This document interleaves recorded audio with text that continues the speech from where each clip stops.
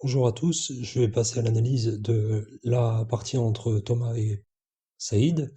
Donc, Saïd avait les blancs et Thomas avait les noirs. Saïd a commencé par E4, E5, cavalier F3, cavalier C6, D4. C'est la partie écossaise que Saïd et Thomas aiment bien jouer d'habitude. E prend D4, cavalier prend D4, fou C5 qui attaque le cavalier en D4. Fou E3 pour défendre, dame F6 pour attaquer encore une fois. C3 et cavalier E7. Alors il faut comprendre que le coup cavalier E7, cavalier G7 joué par les noirs, ce coup il a un but, autre que simplement développer le cavalier. C'est que avec ce coup, les noirs essayent de préparer la poussée D5. Il faut comprendre cette idée avec les blancs et aussi avec les noirs. La poussée D5, ça permet d'attaquer le pion E4, de gagner accès à certaines cases et aussi de sortir le fou de case blanche. Je vais le mettre dans une autre couleur. Sortir le fou de case blanche ainsi.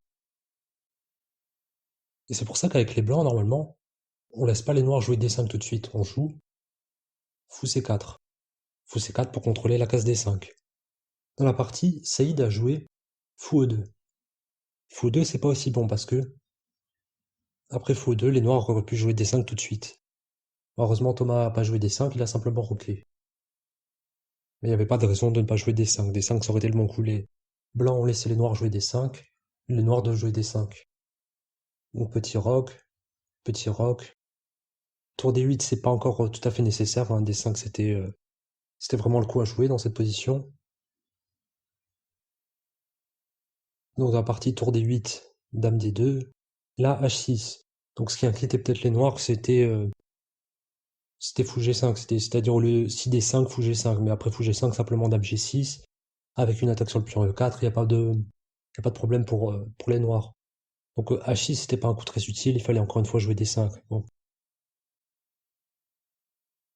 Maintenant, après H6, Saïd a trouvé un très bon coup, il a joué cavalier B5 avec une attaque sur le pion C7, et le pion C7 n'est pas du tout facile à défendre.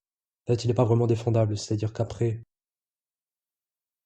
fou B6 pour essayer de couvrir le pion, le problème c'est qu'on peut échanger le fou, et il y a un gros problème sur la case D6, la case D6 est très faible. Alors plutôt que fou B6, il aurait été mieux de jouer fou E3, d'échanger les fous. Alors moi dans la partie, j'avais pensé à fou E3, je me disais que sur fou E3, il y avait peut-être pion prend, mais pion prend c'est pas si terrible après dame E5. Dame E5 c'est bon pour les noirs, donc ça aurait pas été un problème. Mais simplement dame E3, et comme le cavalier attaque la case D6 et la case C7, ça va être difficile pour les noirs de défendre la case en C7. Cette fois dame E5 ça marche pas parce qu'il y aurait pion F4. Donc après dame prend fou. Ah donc après fou prend E3, dame prend E3. Les noirs devraient simplement laisser tomber le pion en C7 parce qu'il n'est pas vraiment défendable. Simplement D5, cavalier prend C7 et tour B8, et puis bon. Les noirs ont perdu un pion, mais ça aurait été un moindre mal. C'est mieux que ce qui se passe dans la partie, parce que dans la partie, après fou prend B6, c'est prend B6 pour ne pas perdre un pion, mais maintenant la case D6 est très faible. Saïd a joué F4, mais il aurait vraiment dû jouer cavalier D6. Le pion D étant bloqué, les noirs ne sont pas prêts de définir leur développement. Le fou en C8 est bloqué, donc la tour en A8 est bloquée. Les pièces noires sont immobilisées pour l'instant. Ça va être très difficile de se développer avec les noirs. Ce serait un gros avantage pour les blancs, bloquer la case en D6 et gêner le développement des noirs. Malheureusement, Saïd a joué F4. Après ça, D6. Alors, mieux que D6, ça aurait été de jouer D5. D5 pour attaquer les pions E4. Sur un coup comme E5, la dame noire s'en va. Et un coup comme cavalier D6, ce ne serait pas très précis parce que cavalier F5 pour échanger le cavalier. Et les noirs s'en sortent. Dans la partie D6 a été joué. Cavalier C7. Tour B8. Et là, cavalier D5. Cavalier D5, c'est pas un très bon coup parce qu'il y a deux problèmes qui sont liés à ce coup à cavalier D5. D'une part, les noirs respirent un peu parce qu'ils peuvent échanger une paire de cavaliers en échangeant le cavalier en D5. Il faut pas laisser les noirs respirer, il faut pas laisser les noirs échanger des pièces et se dépatouiller un petit peu.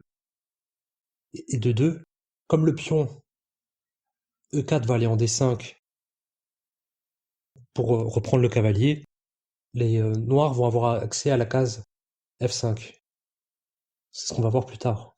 Cavalier D5, cavalier prend D5, E prend D5, cavalier E7, et vous voyez les noirs peuvent utiliser la case F5, du moins temporairement. et ça permet aux noirs de se libérer un petit peu. Cavalier E7, cavalier A3, fou F5, voilà, le fou s'est trouvé une case. Cavalier C4, fou E4, c'est très bien joué pour mettre de la pression sur le pion E4, en D5 pardon.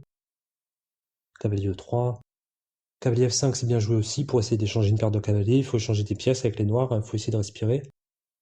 Cavalier G4, dame G6. Les blancs ont compris que maintenant il y avait des menaces sur la case J2, mais le coup G3 ça résout pas les problèmes parce que ça affaiblit trop les cases blanches. Avec le fou qui est placé en E4, affaiblir les cases blanches comme ça, c'est pas une très bonne idée. Un meilleur coup, ça aurait été de jouer tour F2 pour défendre la case G2 sans affaiblir les cases. Le problème, c'est qu'après G3, H5 joué par Thomas, c'est très bien joué. Cavalier E3 et cavalier prend G3. Et là, c'est fini pour les blancs. Évidemment, si pion prend, dame prend, il n'y a pas de case pour le roi, simplement cavalier G2, dame prend G2 mat. Donc, essaye de jouer le meilleur coup roi F2. Et après cavalier prend F1, les blancs ont perdu la qualité et un pion et ont un roi super faible.